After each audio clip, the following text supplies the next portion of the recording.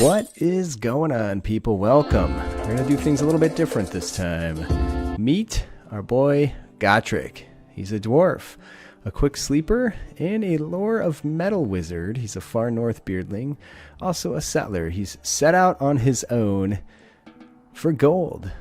He's found an impassable mountain map, and he's going to do everything he can to acquire as much gold as he can, with the goal of the playthrough being about 1,000,000 gold to call it victory. Now, all manner of freaky beast and other resources reside in his impassable mountain location. So, as a first step here, Gotrik has decided he needs some place to stay for the night, and he also needs to get all of his stuff put inside and secured. So, that was his first order of business. He does have his trusty goats, which he does enjoy riding around on. They do help him haul, although I'm pretty sure he could haul more stuff if he wasn't on the goat's back, but that's another story. He also has a tendency to ride the goat and then leave the goat inside. But, hey-ho, it's his only company and his only social interaction, so there you go.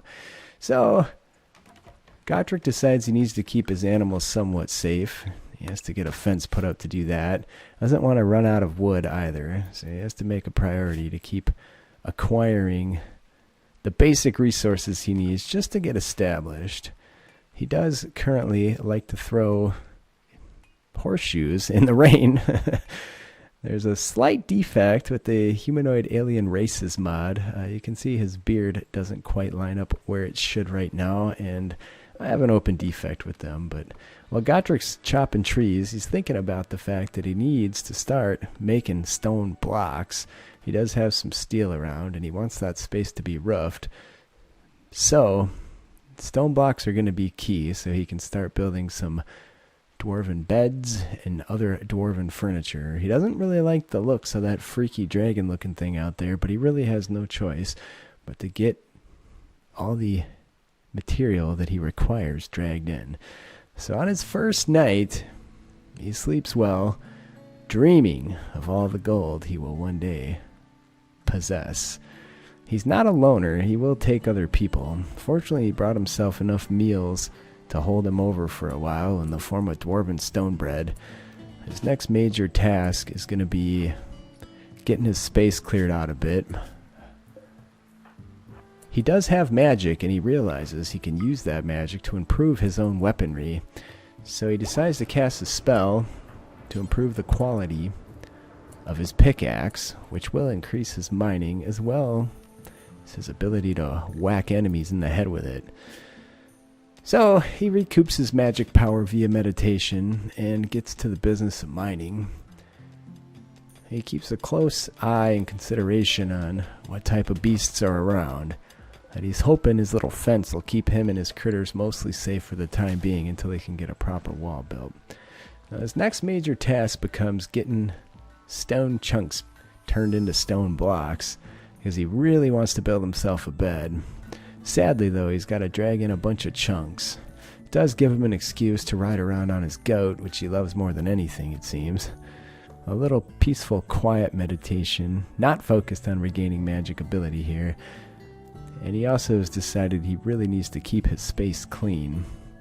There's nothing like a mess to make a guy crabby. The bedroom's already pretty pathetic as it is, so regardless of that, Gotrik stays busy making blocks. When he finally gathers enough granite, he makes the decision to make himself a table and a chair, and it's about that time that a couple rats show up, clearly mad in the brain, and he doesn't have many options at this point other than to get out and see if he can take them out with his pickaxe.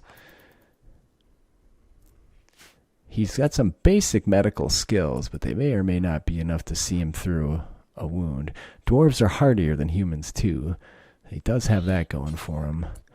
So, regardless, he chases down that rat, but he can't really keep up with it because it's so fast. But when he finally does catch it, it's jumping over the fence, and he swings and misses. And then the rats catch him as he's climbing over the fence. So he has a knockdown, drag-out battle with a couple mad rats and decides he better get off the fence if he's going to have the best option here. It doesn't take long before those two little foul rats are out of here. Sadly, they both rotted. He won't get any rat skin out of that. He's a little bit worried that those guys come from the nearby ratmen, Skaven, and that they're spies. So he does the best to tend himself up, which isn't very solid at all. But his hardy dwarf nature should carry him through just fine. He decides to build a mining light in his room, as that'll help in terms of the construction he wants to do. And he lays around for a while before he decides he just has to get up, stay busy. He's mostly healed up. He's recovering well. He's built himself a chair, at least a stool. And he sets to the business of dragging in a bunch of stone chunks that he can convert into blocks. He's a busy guy. He's eagerly anticipating the assistance of somebody else, but it has to be someone with an inclination towards gold. For the sake of gold, which means most likely it's going to have to end up being a dwarf, because few humans understand a dwarf's love of gold. So chunks into blocks for days and days while the goats procreate behind him. When he finally has enough material around, he decides to build himself a bed. That some proper furniture being critically important. He doesn't do a very good job. He was tired. It had been a long day. Some relaxation is next on the docket. His only real social interaction is with his pets, but it certainly could be worse. He loves sitting around, not doing much, despite the massive amount of work he has to do. He ends up hauling all of his items off to a safe spot next to his bed. Some humans showed up then, some tribal people. He's decided he's just going to ignore them. He did build himself a nightstand that's decent, and then he decides the next major effort should be getting a proper bedroom underneath the mountain. Dwarves like to be under the mountain, and this weird barn thing he's been living in just isn't doing it for him. The people decide to bail. They don't really stay too long. He does, on some level, regret not going and interacting with them, but he does also enjoy mining. So he gets to work on that. He's also going to have to build himself another bed when he gets the materials around. A poor quality bed is no proper resting place for a dwarf who will one day be the richest dwarf on the planet. He intends to make himself a king at some point. He just needs to find some followers. So he walks around, surveying his area, debating on whether he should build a proper wall, and knowing darn well that he should. It's a dangerous world with the beasts and the Skaven and all the rest of them out there. Back to his one social pleasure of riding around on one of his goats. And after carrying some chunks in, he's moved his mining light inside. Hopefully that'll speed up the effort it's going to take to smooth all that stone out. And he does go out of his way to keep everything nice and clean. He's built himself a torch in his bedroom, but it won't be his bedroom for long. A couple of days of smoothing stone. The goats are sleeping well. He's shocked at their lack of procreation, yet, given all the fornication he's witnessed, certainly it won't be long. So he spends a fair amount of time smoothing, takes some breaks to get over and toss some horseshoes. His new challenge is throwing them over his stone cutting table. He finds himself getting rather adept at that as well. Savannah the goat seems to be his favorite pet. He hates the thought of having to put them down at some point, so he's going to keep them around as long as he can. Back to the job of smoothing. He's already got the floor completed. He starts cruising on the walls. He does end up acquiring a magic point from all the concentration he's been putting in, and he takes a direct damage gleaming arrow spell, which should prove very useful when enemies start showing up, attempting to attack him. There's some mineable warp stone nearby, and he's well aware of the value of that. From across the mountain, he does hear thunder booming, and he does see flashes on the clouds above. Fortunately, the storm doesn't breach his mountain safe place. When he wakes up, he's back to the job, making some more stone, and then he chills out for a while. He's feeling the lonely blues, At least he's got the goats. Puts in some effort again, working on his bed. He's wondering if he can use his magic spell to improve the quality of his bed. And he's half tempted to get to a point where he can try it. He does decide his new bedroom is going to be under the mountain. He also decides he needs a proper dresser. He's just not sure. He's seen the maid in the dwarven holds. He does not yet possess the construction ability to be able to mimic what he saw as a youth. That doesn't stop him from sleeping in his new bed, which is slightly more comfortable than his previous one. The goats continue to lay around, not really being useful for much, but at some point, he'll find a use for them. He decides he'd better get some food going, so he has to fence off an area to keep the goats from eating it all. And rather than going rice, as a dwarf, he much prefers potatoes. So potatoes it is, in terms of what he plants. He does find a queen bee. Sadly, he doesn't really have any use for it at the moment. He would love some honey, but that's going to be down the road. He also acquired some berries as a part of setting aside his plot. He's looking forward to eating those. He throws his horseshoes and gets back to the business of planting. He's laying out a pretty large area to get these potatoes going in, but it's better to have too much food than to have too little. And he's still contemplating how that dresser is going to go. He's going to have to practice his construction ability until he builds up his confidence a bit more, despite the fact that he's already relatively well skilled in that. Turns out a dwarven dresser is really a work of art. One of the goats gives birth, Savannah. He decides to name that new goat Gloriana, after his own mother. Hopefully he doesn't have to put Gloriana down for food at some point. It's just then that an evil Skaven, that's a rat man, shows up, fully intent on Gotrik's destruction. The little bastard's also super quick. Gotrik runs out, and by then the Skaven's on top of him. He tries out his new spell. He does manage to hit the rat man. Does a pretty significant wound as well. After that, it's time to charge. The Skaven chucking rocks at him, but he's got some pretty hardy armor, helmet, and shield. Should preserve him for a while. He has a battle with that Skaven. Takes him out. He's half debating whether he could cooperate with such a creature in the interest of acquiring gold. And he's certainly not opposed to the idea, he decides. This guy wouldn't hear reason, and so had to be put down. While eating a meal and hanging out with one of his goats, Gotrik decides these goats really need to stay outside because they're making the place a filthy mess. But he does suppose it's better than being alone. At that point, the dwarven gods gift him with some ambrosia bushes nearby. And he's really looking forward to being able to harvest that. Have a little bit of happy relaxation time that the drugs will provide. Another rat man shows up, this one equipped with a knife. He's not sure what to make of that, but he's going to try and run out a little sooner than he did last time. Turns out the rat man's going to hang around. This Skaven is ill prepared for what's going to befall him here. One good shot from his new gleaming arrow spell. Down goes the rat man. He even had the awesomeness to leave some ambrosia and a crappy old knife for whatever it's worth. Regardless, that Skaven didn't look like he was going to be much use anyways to a guy like Gotrik, who really needs people capable of mining, and an undergrounder tray wouldn't hurt either.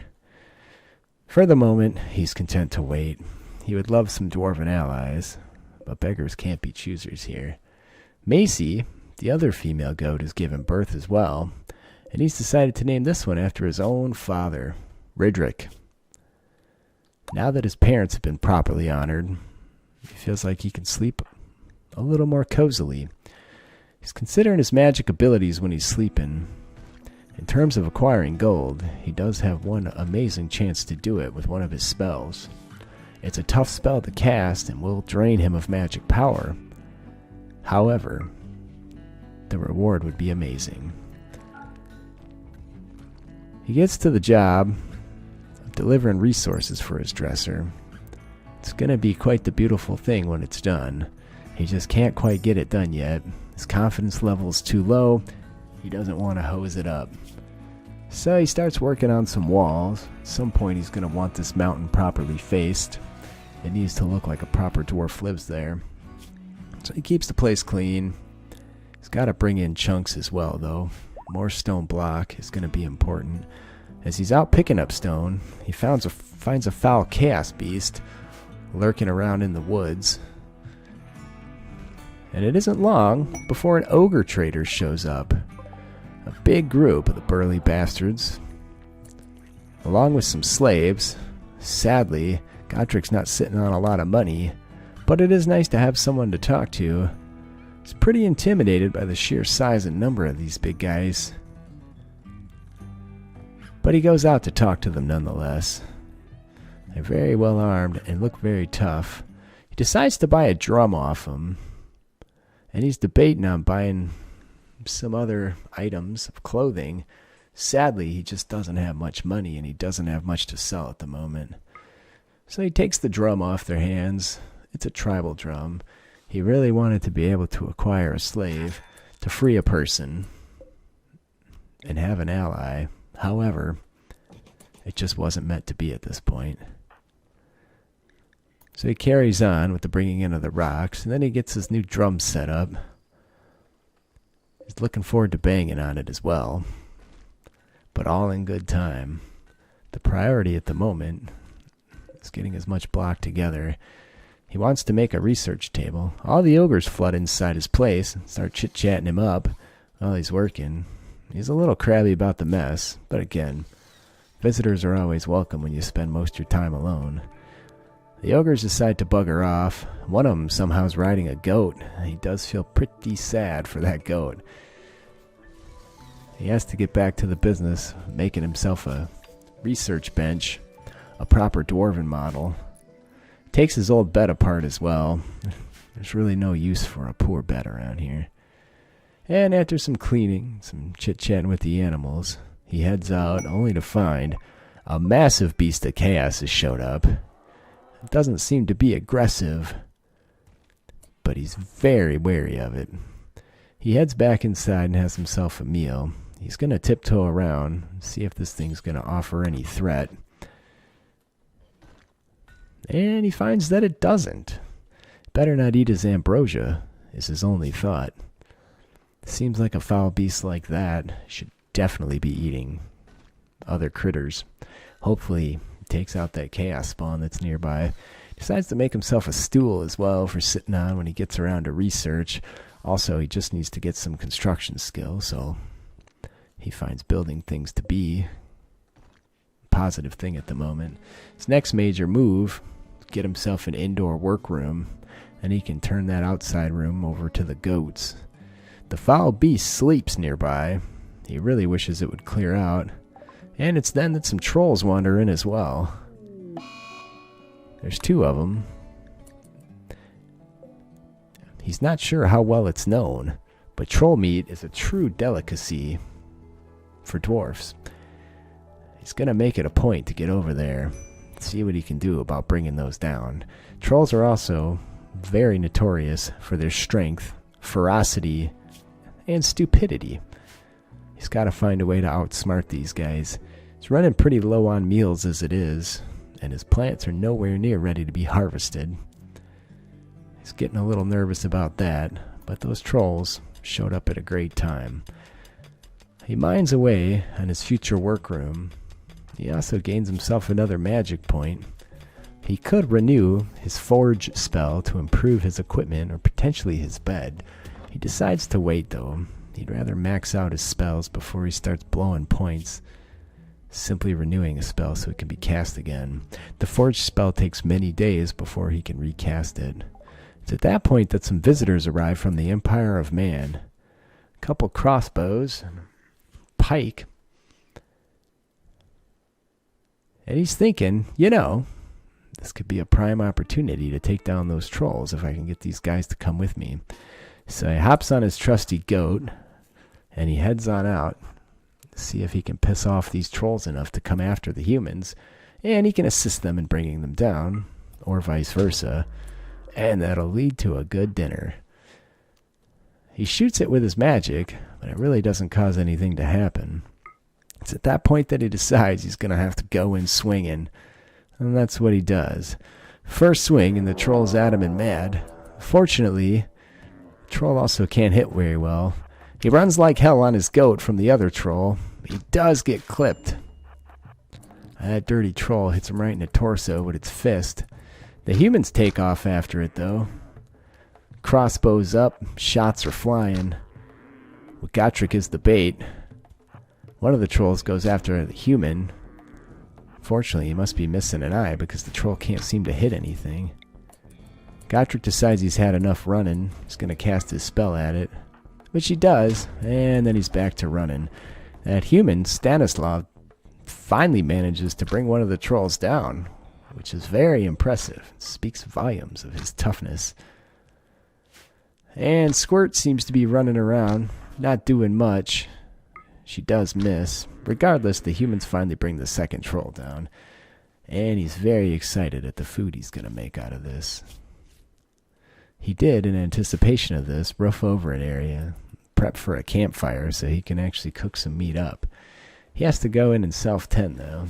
Not that he was majorly injured, but it's better to take care of yourself when you're all on your own in the wilderness. Somehow, that battle had scared the massive Jabberslythe right inside of his little compound area. The Empire visitors had had enough, and they were leaving. The Jabberslythe appears to have been eating the troll, which does not make Gotrik happy. He decides to butcher him despite the presence of the beast. He does manage to acquire a fair amount of animal fat, troll skin, and a couple troll hearts as a part of that effort. So he's going to cook meals. He's also decided he's going to make a candle in his bedroom, since otherwise the animal fat simply goes to waste. So he rides around on his goat, gathering up some supplies, and boom, makes himself a candle. He's moved his mining light over to his future workroom, and he decides everything has to be kept clean. Something about a goat walking through a room that makes a dirty mess. And it's time to cook meals. These will be the first meals he's made. He's got some decent cooking skill, but he's certainly not familiar with it. He would describe himself as having some familiarity. A pleasant feeling settles over him at that point. Everything feels to be going well, despite the fact that he's slightly injured. And another day has passed. He goes to bed, wishing that monster would leave, and dreaming of the awesomeness he's going to create and the massive amount of gold wealth he will have. Tune in next time to see how it goes. I love you guys. I appreciate you being here, and I'll see ya